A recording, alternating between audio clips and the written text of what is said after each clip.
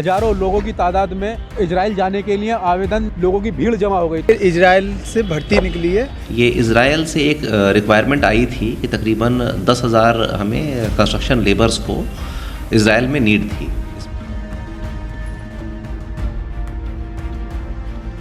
आदमी का, किसी व्यक्ति का यही सोच रहता है कि हम थोड़ा ज़्यादा पैसा कमाएं, ज़्यादा पैसा कमाएंगे तो परिवार। तो भैया हम इजराइल ही जाएंगे, मर जाएंगे तो कम से कम 40-50 लाख जो भी मिल जाए। इजराइल मरने जा रहे हैं और वो ये चाहते हैं कि चलो जाएंगे। अगर उनको पता है कि इजराइल में युद्ध चल रहा है, उसके बावजूद सारे मजदूर जा रहे हैं। देखिए, सरकार का इसमें कोई दायित्व तो नहीं है भेजने का। तो आप गरीबों को मौत के मुंह में भेज दे रहे हो। 14 के पहले नहीं दे पाई, वही का है। 2 लाख नौकरी मिल गई, 1.5 लाख आ गया काला धन। प्रधानमंत्री जी ने कहा है तो उसका पूरा करेंगे। आप परेशान क्यों हैं इतना? कब करेंगे? उन पाले हुए बेटा उनका है, पैदा किया हुआ उनका बेटा है, केवल हमारा पालने का काम। हम पाल रहे हैं, उसको बड़ा करो यार। हम टैक्स देते हैं तब सरकार चलता है, वो क्या पालेंगे हमको? देखिए, कांग्रेस की देन है अडानी और अंबानी को जिंदा रखना। नमस्कार दोस्तों, आपने एक वीडियो वायरल होती हुई देखी होगी जिसके अंदर उत्तर प्रदेश की राजधानी लखनऊ के अंदर हजारों लोगों की तादाद में इजराइल जाने के लिए आवेदन करने के लिए लोगों की भीड़ जमा हो गई। तो हमारे साथ सतपाल छाबड़ा जी और सर, आपका नाम क्या है? प्रिंस जी। तो हमारे साथ ये 2 लोग हैं, उनसे जानने की कोशिश करेंगे भीड़ इतनी आखिरकार क्यों जमा हो गई इजराइल जाने के लिए, क्योंकि वहाँ पर हमास और फ़लस्तीन और इजराइल की जंग चल रही है। तो उसको लेकर भी अपनी जान जोखिम डालकर लोग आखिरकार इजराइल क्यों जाना चाहते हैं। सर ये बताइए, लोग अपनी जान जोखिम डालकर इजराइल क्यों जाना चाहते हैं? भाई 9.5 साल से 2 करोड़ नौकरी के हिसाब से 20 करोड़ नौकरियां एक भी नहीं मिली। तो भैया हम इजराइल ही जाएंगे, मर जाएंगे तो कम से कम 40-50 लाख जो भी मिल जाए, करोड़ मिल जाए, हम अपने पीछे अपने परिवारों को दे देंगे, उसमें उनका खर्चा पानी निकल आएगा। यहाँ तो वैसे भी भूखों मर रहे हैं, अब जब मरना ही है तो वहाँ क्यों ना मरे, 4 पैसे हमारे आ जाएँ। देश की सरकार हमें ना केंद्र में ना प्रदेश सरकार में नौकरी नहीं दे पा रही, कह रहे आप में योग्यता नहीं है। अगर हम में योग्यता नहीं है तो बिहार का नीतीश कुमार 4.5 लाख नौकरियां कैसे दे पा रहा है? ये बताइए, योग्यता का मीटर क्या अलग है उनका और इनका? थर्मामीटर अलग है नापने का। ये बुखार है क्या नापने का कि योग्यता नापने का कोई मीटर है इनके पास? तो जब वो सरकारें नौकरियां दे पा रही हैं, आप नहीं दे पा रहे हैं, अब ऐसे में कोई इजराइल वाली कंपनी है या क्या पॉलिसी मुझे पता नहीं है, मगर देश का प्रधानमंत्री जिसने सिर्फ और सिर्फ छीना है ना, रोजगार छीना है मोदी जी ने। नहीं, सब चीज़, शिक्षा, रोजगार, स्वास्थ्य, नौकरियां, महंगाई, सुरक्षा, हर चीज़ से हमें महरूम तो लोग इजराइल मरने के लिए इसलिए जा रहे हैं। इजराइल मरने जा रहे हैं और वो ये चाहते हैं कि चलो जाएंगे, अगर जिंदा रहे तो ठीक, तनख्वाह लेके चले आएंगे, नहीं तो मरे तो लाखों करोड़ों मिल जाएगा। 1 मिनट सुनिए, कंप्लीट करने दी। मैं तो आपके चैनल के माध्यम से फिलिस्तीन सरकार से भी आग्रह करना चाहता हूं कि आप, हिंदुस्तान का प्रधानमंत्री हमारे यहाँ के लोगों को नौकरियां नहीं दे पा रहा है, जितनी राज्यों में भाजपा की सरकार है वो नौकरियां नहीं दे पा रही है, तो मैं फिलिस्तीन के प्रधानमंत्री से अनुरोध करूंगा कि वो अपने यहाँ बुला के हमास जो एक संगठन है उसमें नौकरी दें। मर तो यहाँ भी रहे, मर वहाँ भी जाएंगे, तो कम से कम नौकरी होगी, तो अगर मरेंगे तो हम परिवार के लिए कुछ पीछे छोड़ जाएंगे पैसे। यहाँ तो मर भी जाते हैं तो लाशें जो है गंगा किनारे सड़ जाती हैं, तो इसलिए लोग मरने के लिए इजराइल जा रहे हैं क्या? आपको क्या लगता है? देखिए, यहाँ पर रोजगार दे ही नहीं पा रही है सरकार। वहाँ पर एक पत्रकार से वो बात किया, उन्होंने कहा यहाँ भूखे मरने से अच्छा कि मौत के मुंह में जाके मरे। उनको पता है कि इजराइल में युद्ध चल रहा है, उसके बावजूद सारे मजदूर जा रहे हैं। 10 लाख लोगों की नौकरी की ज़रूरत है, 10,000 तो लखनऊ ही से चले जा रहे हैं और मौत के मुंह में लोगों को भेज दिया। 10,000 नौकरी पाने के लिए भी कम से कम लाखों लोगों की तादाद पासपोर्ट ऑफिस के सामने खड़ी हो जाती है वहाँ जाकर। तो इतनी देश के अंदर बेरोजगारी है, लेकिन सरकार कहती है कि देश के अंदर सब कुशल मंगल है, अमृतकाल चल रहा है। तो क्या लगता है, ये सब फर्जी नारे हैं? ये सिर्फ फर्जी नारे हैं। गरीबों की आप नहीं सुन रहे हो, आप उनको मौत के मुंह में भेज रहे हो। आपको शर्म आना चाहिए मोदी जी। तो आप गरीबों को मौत के मुंह में भेज दे रहे हो, 2 रोटी के लिए वो अपनी बीवी बच्चों को छोड़ के वहाँ जा रहे हैं रोजगार पाने के लिए। आप हिंदुस्तान को विश्व गुरु बना रहे हो और आपके पास रोजगार नहीं है। अरे मजदूरी के लोगों के पास नहीं है। अमीरों की 10 लाख करोड़ माफ़ कर दे रहे हो डिफॉल्टर को, 14 करोड़ लोग लेके भाग जा रहे हैं, 14 लाख करोड़, और आप गरीब को इजराइल भेज रहे हो। शर्म आनी चाहिए आपको। आपने कोई काम नहीं किया, आप सिर्फ बातें करते रहे, और आप पाकिस्तान और बांग्लादेश से भी हंगर इंडेक्स में नीचे आ गए। आपका स्थान 11वां नंबर है। भूखमरी से लोग मर रहे हैं, आप झूठ बोल रहे हैं कि गरीब नहीं है, यहाँ गरीबी नहीं है, जबकि लोग अपनी जान को हाथ में लेके और परिवार वाले भी भेज दे रहे हैं। सोचिए, उनके परिवार वाले भी जानते हैं कि वो इजराइल में मौत के मुंह में भी जा सकते हैं, उसके बावजूद वो भेज दे रहे हैं। जहाँ के अटैक हो रहा है, युद्ध हो रहा है, ये कितनी बड़ी बात है। आपको शर्म आना चाहिए। आप विश्व में क्या मुंह दिखाएंगे?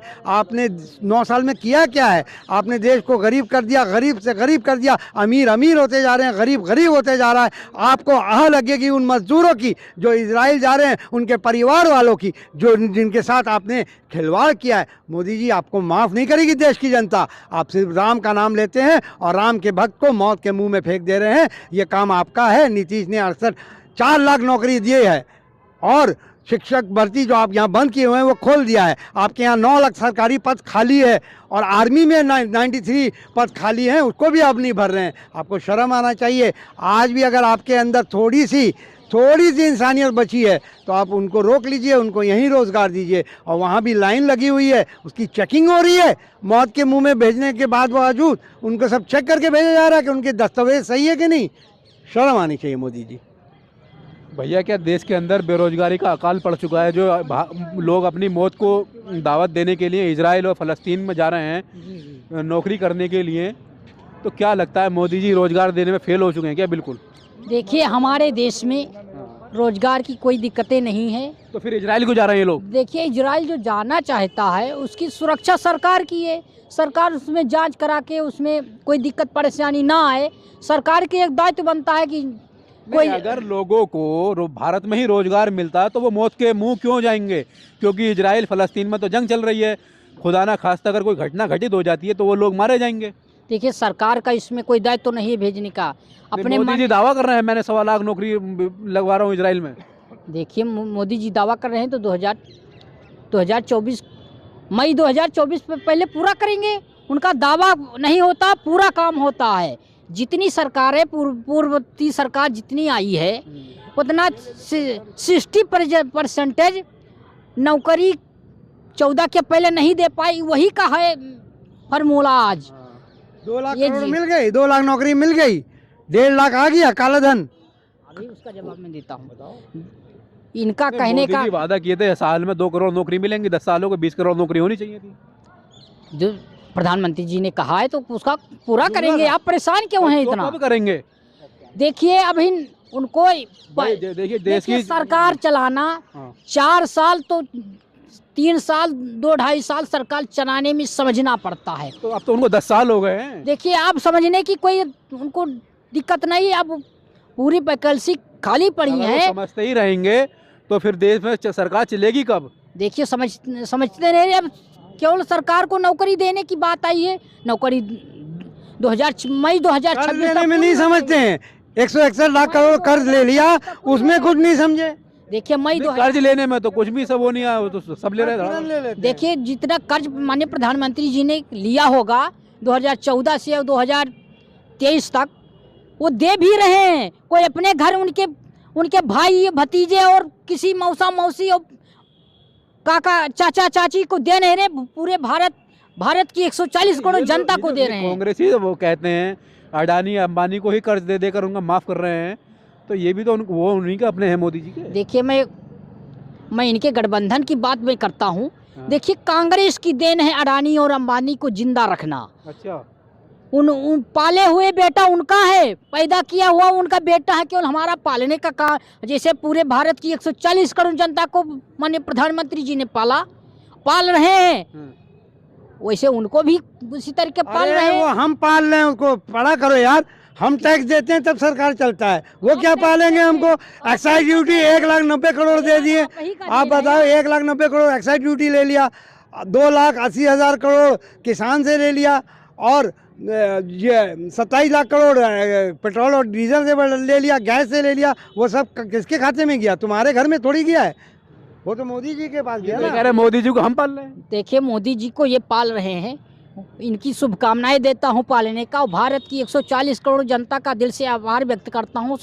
गणतंत्र दिवस की हार्दिक शुभकामनाएं देता हूं, क्योंकि भारत के अंदर कोई चीज़ की कमी नहीं है। अच्छा, कोई जा रहा है तो उसको हमारी दायित्व कमी कैसे नहीं है? झंडे तक चाइना से आ रहे हैं भारत के इस टाइम।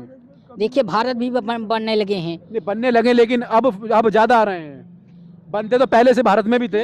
हमारे देश में बन रहा है। 2014 से पहले ज़्यादा बनते थे, लेकिन 2014 के बाद में चाइनीज झंडे भारत में ज़्यादा आए हैं।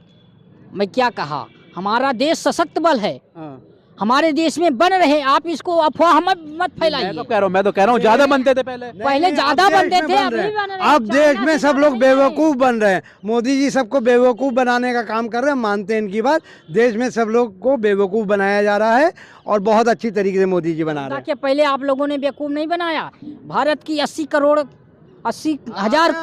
करोड़ जनता को आप भिखारी बना दिया था। प्रधानमंत्री जी मोदी जी तो खुद बनाया 80 करोड़ भिखारी जनता को भिखारी बना दिया, राशन दे रहा है। उसका जवाब इन्होंने तो एक कटोरा देकर कहला दिया था कि जाओ पूरे देश में भीख मांगो। तो मोदी जी ने भी झोला दे दिया है, झोले में लिए 5 किलो राशन। 5 किलो राशन ने बीवा भी मिल रहा है। हाँ। उनको 6,000 रुपया वार्षिक मिल रहा है। हाँ। उनके परिवार के लिए, पालन पोषण के लिए और योजनाएं। 6,000 रुपया वार्षिक मिल रहा है। और ये कृषि यंत्र पे रेट बढ़ा दिया और खाद पे रेट बढ़ा दिया। 2,80,000 करोड़ उनसे ले तो किया, 25,000 रुपया लागत आ गया हेक्टेयर में।